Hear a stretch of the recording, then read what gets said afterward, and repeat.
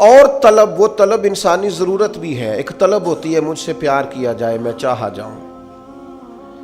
یہ تو انسان گھر کی چار دیواری کے اندر بھی چاہتا ہے اور زمانے میں بھی چاہتا ہے کہ مجھ سے محبت کی جائے، تو کی جائے گی، کوئی مشکل کام نہیں، شہرت بھی ہو جائے گی اور محبت والی ہو جائے گی اور وقار والی ہو جائے گی۔ اللہ نے طریقہ بتایا ہے قرآن مجید میں، فرمایا ان الذین آمنوا وعملوا الصالحات سیجعل لهم الرحمن ودا، بے شک وہ لوگ جو ایمان لائے اور جنہوں نے نیک اعمال کیے، رحمان لوگوں کے دلوں میں ان کی محبت پیدا فرما دے گا۔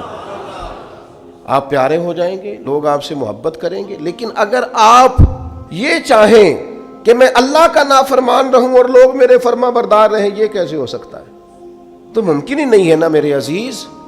نبی اکرم نور مجسم صلی اللہ تعالی علیہ وسلم نے فرمایا، میرے پیارے نبی کریم علیہ السلام فرمانے لگے، جب تو اللہ کی نافرمانی کرتا ہے نا، تو پھر جس نے تیری فرما برداری کرنی ہوتی ہے وہ تیری نافرمانی کرتا ہے۔ یہ جو شکایت کرتے ہیں نا، ایک باریک پہلو کی طرف توجہ کرا رہا ہوں، سب لوگ ایسے نہیں ہوتے۔ بیٹا تو جناب نوح کا بھی نافرمان نکل آیا تھا علیہ السلام، سب تو ایسے نہیں ہوتے۔ لیکن میں اپنے اور اپنے بعض دوستوں کی تربیت کے لیے بات عرض کرتا ہوں کہ یہ جو ہم کہتے ہیں میری اولاد بھی نافرمان ہو گئی اور شاگرد بھی نافرمان ہو گئے اور جن کو میرے ماتحت بات ماننا چاہیے تھی وہ بھی نافرمان ہو گئے، تو ایک باریک بات پر غور کریں۔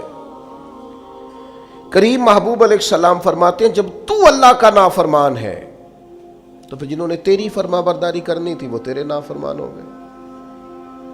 حضرت عبداللہ ابن مبارک رحمۃ اللہ علیہ گھوڑے پہ سوار ہوئے تھے، آپ کا گھوڑا ہمیشہ آپ کو سواری کراتا تھا، سفر کرتا تھا، لیکن اس نے آج کچھ ضد کی، کچھ تکلیف پہنچائی، تو حضرت عبداللہ ابن مبارک نیچے اترے، توبہ کے نفل پڑھے، رو پڑے۔ حضور کیا ہوا؟ فرمانے لگے، مجھے لگتا ہے آج مجھ سے میرے رب کی کوئی نافرمانی ہو گئی، اس لیے کہ یہ ہمیشہ میرا فرما بردار رہتا تھا، آج جو اس نے ضد کی ہے تو اس کے پیچھے کوئی حکمت کار فرمان۔ لیکن ہم تو چونکہ بڑے اعلیٰ قسم کے لوگ ہوتے ہیں، ہم کہتے ہیں یاد نہیں کبھی کسی کا دل دکھایا ہو، اور ساری زندگی کی تکلیف تو کبھی کسی کو نہیں دی، میں تو بڑا ہی اچھا تھا، یہ بچے پتہ نہیں کس پہ چلے گئے۔ اور نہیں بھائی، آپ اپنے حق میں دلائل دینے کی بجائے زیادہ بہتر ہے کہ اپنے رب کی بارگاہ میں استغفار کریں، اس کے حضور حاضری دیں، آپ اللہ تعالیٰ کی بارگاہ کے اندر اپنے آپ کو جھکائیں اور دیکھیں کہ کہاں آپ سے غلطی رہ گئی ہے اللہ کی نافرمانی میں۔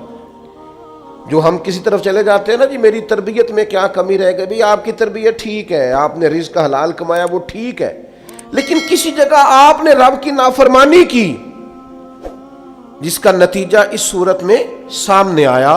میں کہہ چکا ہوں سب کے لیے نہیں، لیکن میری طرح کے گناہگاروں کو بہرحال اس پر غور کرنے کی ضرورت ہے، وہ اس پر توجہ کریں۔